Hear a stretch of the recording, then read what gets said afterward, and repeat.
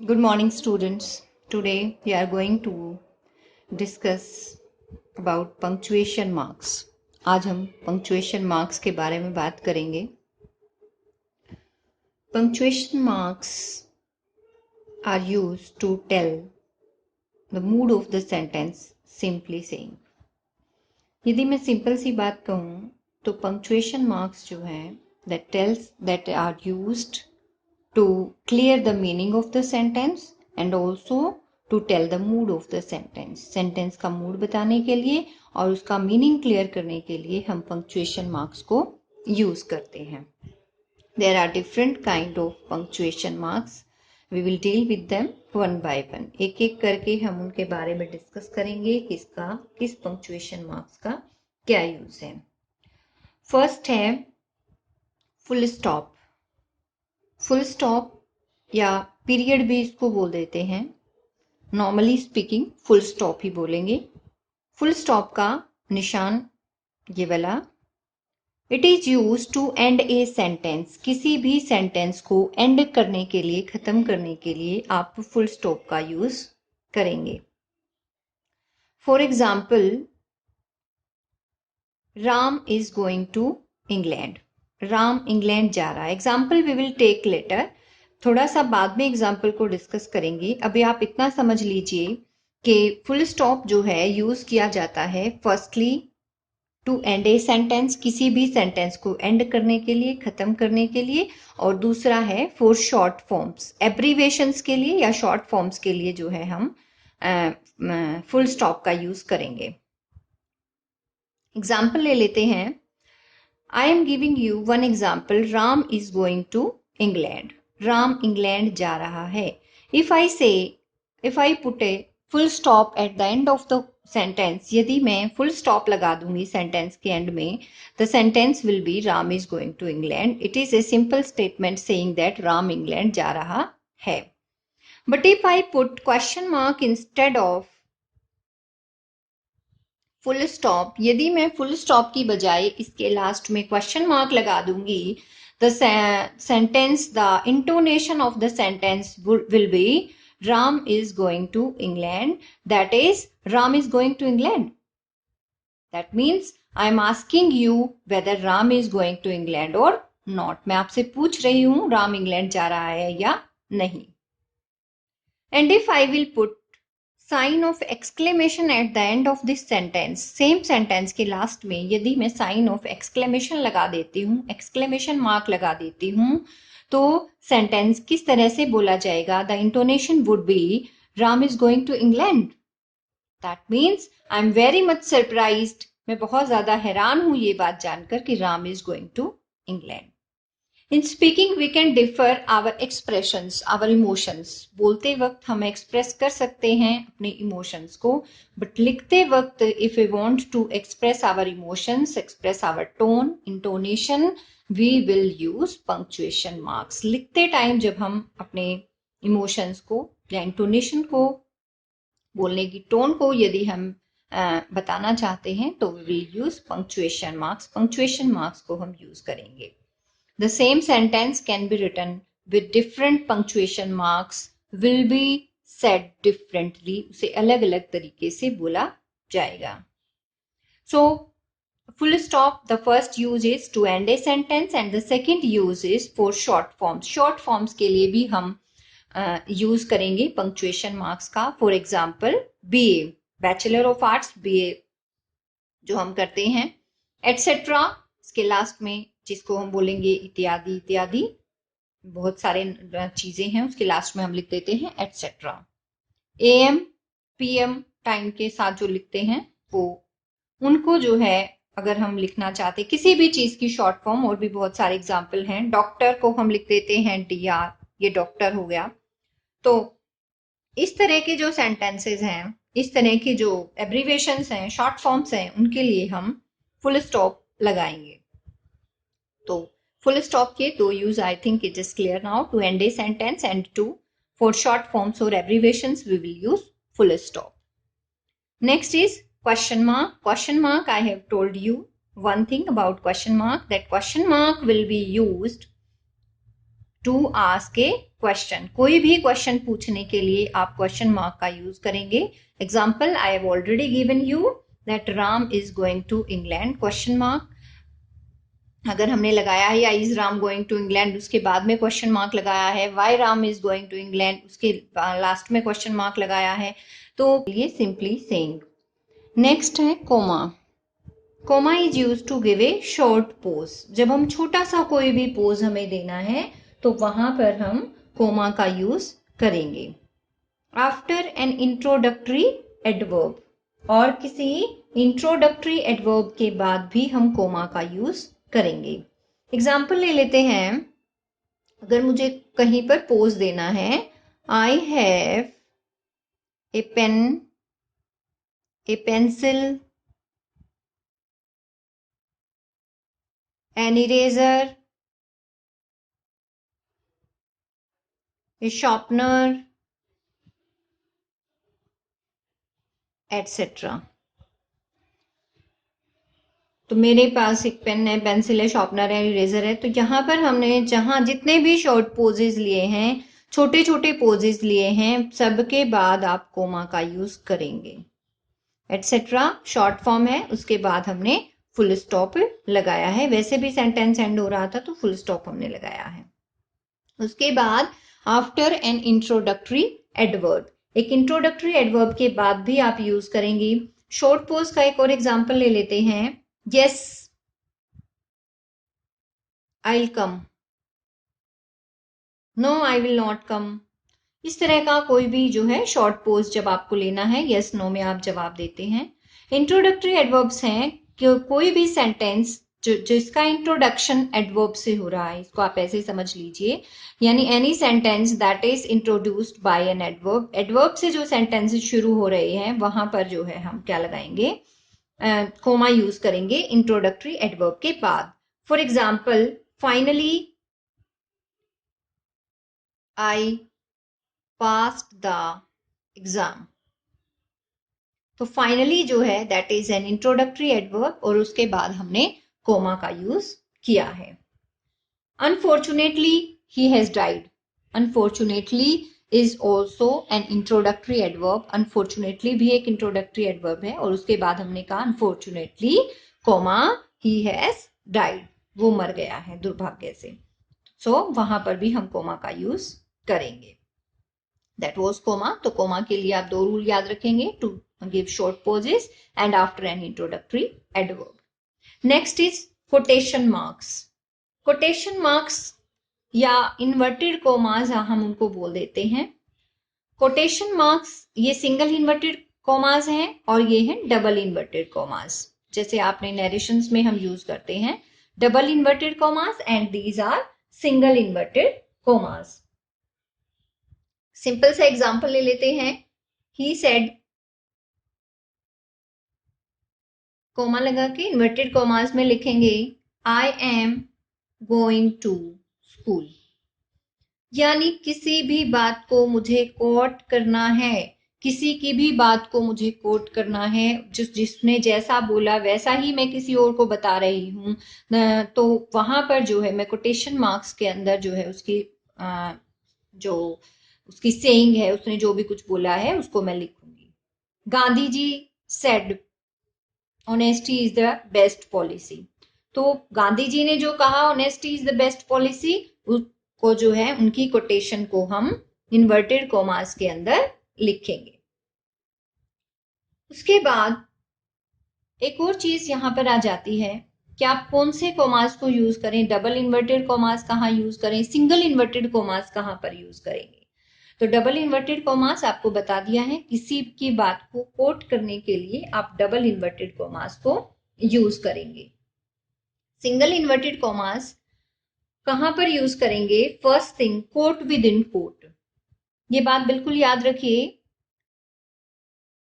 Coat within coat यानी एक quotation के अंदर दूसरी कोटेशन अगर हम लिख रहे हैं तो वहां पर सिंगल इन्वर्टेड कॉमास के अंदर लिखेंगे. वो एग्जाम्पल दे देती हूं.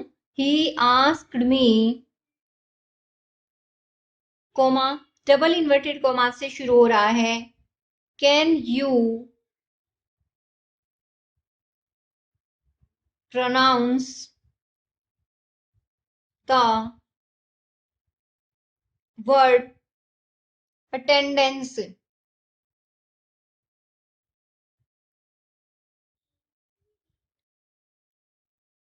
Coma and then double inverted commas.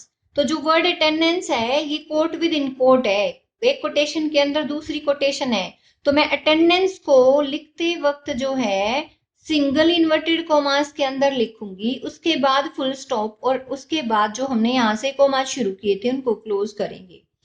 तो इसको हम बोलेंगे कोट विद इन कोट, यानी एक कोटेशन के अंदर ही दूसरी कोटेशन जब मैंने यूज की है तो वहां पर मैं क्या यूज करूंगी, सिंगल इन्वर्टेड कोमास को यूज करेंगे। As simple as that. एक और एग्जांपल ले लेते हैं। अगर मैं कहूं 7 इज माई लकी नंबर, 7 मेरा लकी नंबर है, तो यहां पर मैं 7 को सिंगल इन्वर्टेड कोमास में लूंगी क्योंकि 7 के बारे में बात हो रही है, तो 7 को मैं यहाँ पर सिंगल इन्वर्टेड कोमास के अंदर लिखूंगी। एक और एग्जांपल ले लेते हैं। I need to go and I have to go have same meaning. मैंने यहाँ पर दो फ्रेज यूज किए हैं, दो फ्रेज हैं यहाँ पर, I need to go and I have to go have same meaning, दोनों का सेम मीनिंग है। तो मैं इनको सिंगल इन्वर्टेड कोमास के अंदर लिखूंगी, आई नीड टू गो को भी और आई हैव टू गो को भी सिंगल इन्वर्टेड कोमास के अंदर लिखूंगी।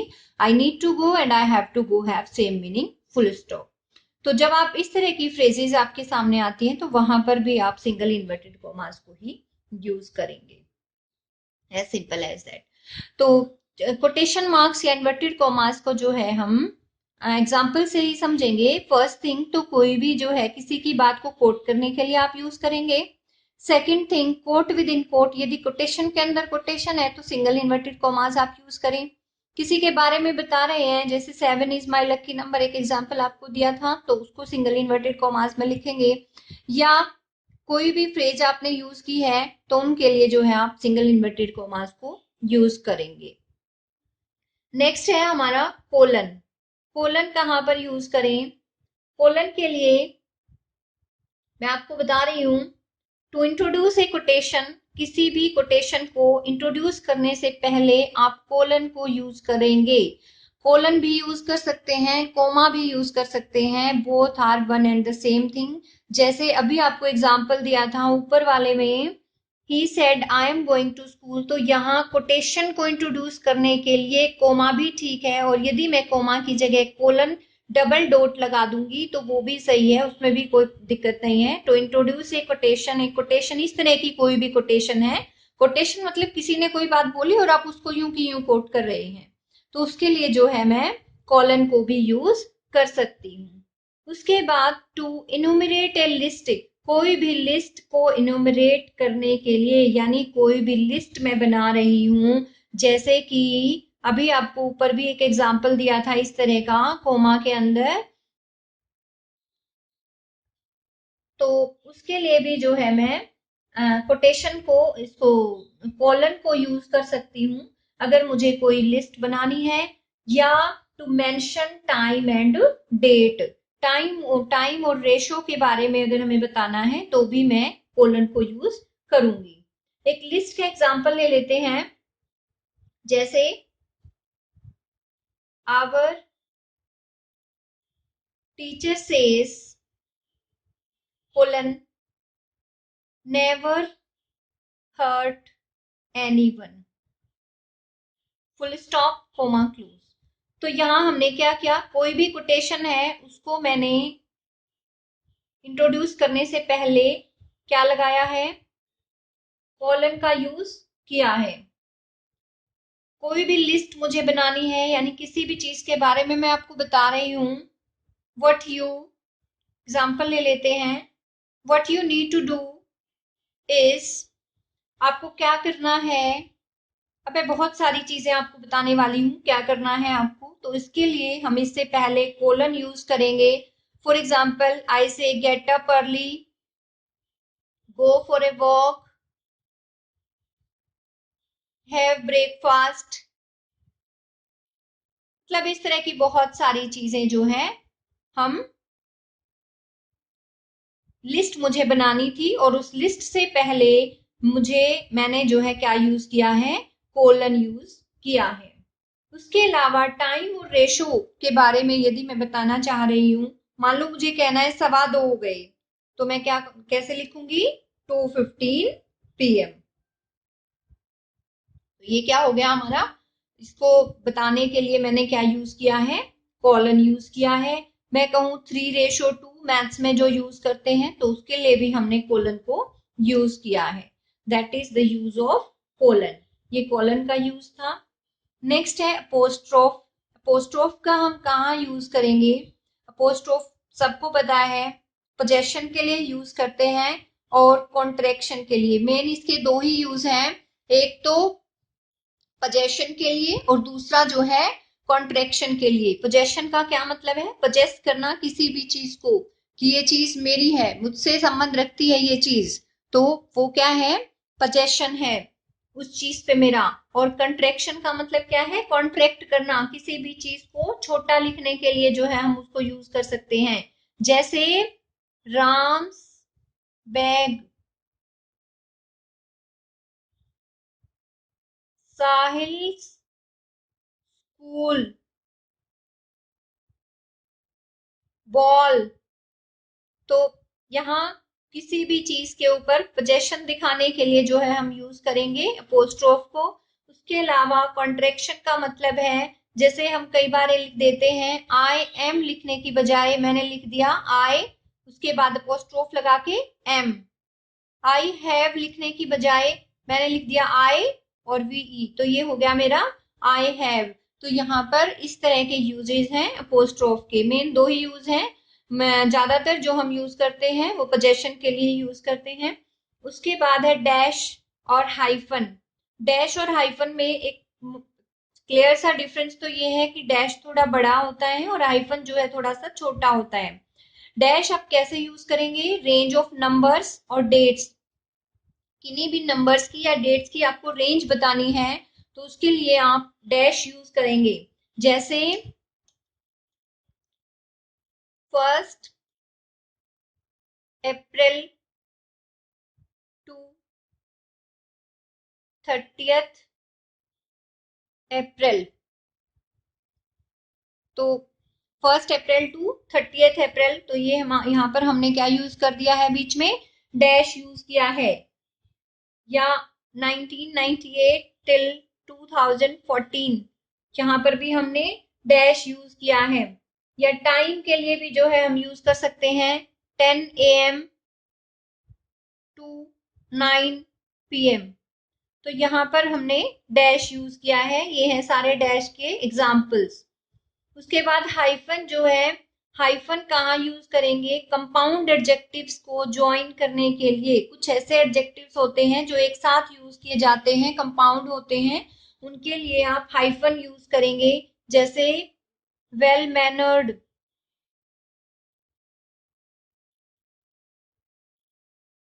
Mother in law. तो इनके बीच में जो है हम क्या लगाएंगे, हाइफन यूज करते हैं। ये थोड़ा सा छोटा होता है। ये दो चीजें आप बिल्कुल याद रखेंगे कि कहाँ पर है जो है हमने इसको यूज किया है। इससे नेक्स्ट जो है सेमी कॉलन, हम कहाँ यूज करते हैं। सेमी कॉलन पहले तो समझ लीजिए, एक डॉट है उसके नीचे एक कोमा लगा हुआ है, उसको हम सेमी कॉलन बोलेंगे। इसको यूज कैसे करते हैं, सेमी कॉलन को कहाँ यूज करते हैं, मोस्ट इंपॉर्टेंट थिंग कि क्लोजेस को अलग करने के लिए आप यूज करेंगे। और दूसरी बात, कोमा से थोड़ा सा ज्यादा पोज होता है इसमें, कोमा से थोड़ा ज्यादा पोज होगा, और क्लोजेस को बेसिकली हम अलग करने के लिए उसको यूज करते हैं। एक एग्जांपल ले लेते हैं, I like his personality, attitude, way of talking.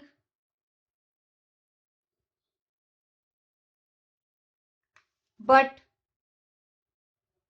I don't like his behavior। तो यहाँ पर आप जो जहाँ शॉर्ट पोजेस हैं, I like his personality, attitude, way of talking, इन सब के बाद आप कोमा लगाएंगे। बट जो अलग है उसके बाद जो है उससे पहले आप क्या लगाएंगे, सेमी कॉलन का हम यूज करेंगे। बट से जस्ट पहले हम सेमी कॉलन का यूज करेंगे, I don't like his behaviour. उसके अलावा एक और यूज है इसका, कुछ चीजों को हम ऐसे लिख सकते हैं, रवि इज हर हस्बैंड,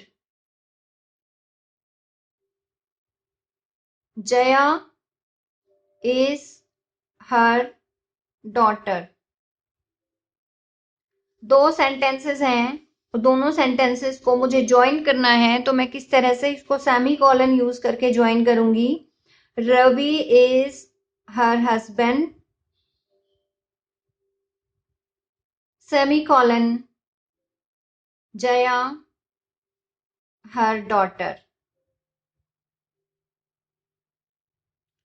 यहां पर मैं सेमीकोलन यूज करूंगी, बार बार ये लिखने की जरूरत नहीं है, Jaya is her daughter, Jaya her daughter, that's enough. Jaya के बाद कोमा लगाएंगे। उसके बाद आता है कि आप ब्रैकेट्स कहां पर यूज करें। ब्रैकेट्स मोस्टली जो है छोटे वाली जो ब्रैकेट्स होती हैं, जो मैथमेटिक्स में हम यूज करते हैं, वो यूज होती है इंग्लिश में। अब कहां पर यूज करेंगे, कोई भी एडिशनल इंफॉर्मेशन मुझे देनी है तो उसके लिए मैं ब्रैकेट्स यूज कर सकती हूं। फॉर एग्जाम्पल, इफ आई से Ravinder Singh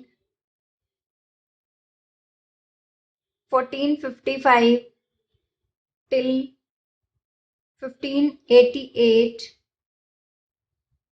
was a good poet।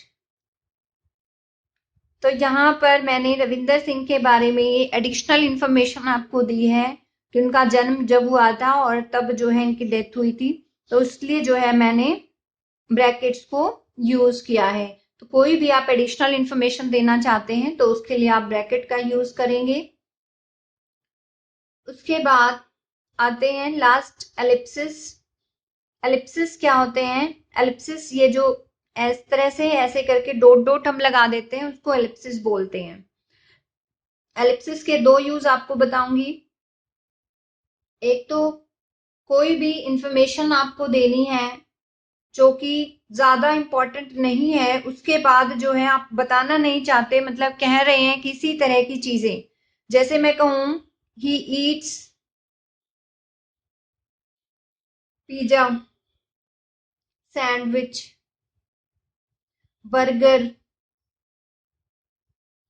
उसके बाद मैंने इस तरह से जो है लिप्सिस लगा दिए हैं, इसका मतलब और भी इस तरह की चीजें वो खाता है, तो उसके लिए मैंने इलिप्सिस का यूज कर दिया है।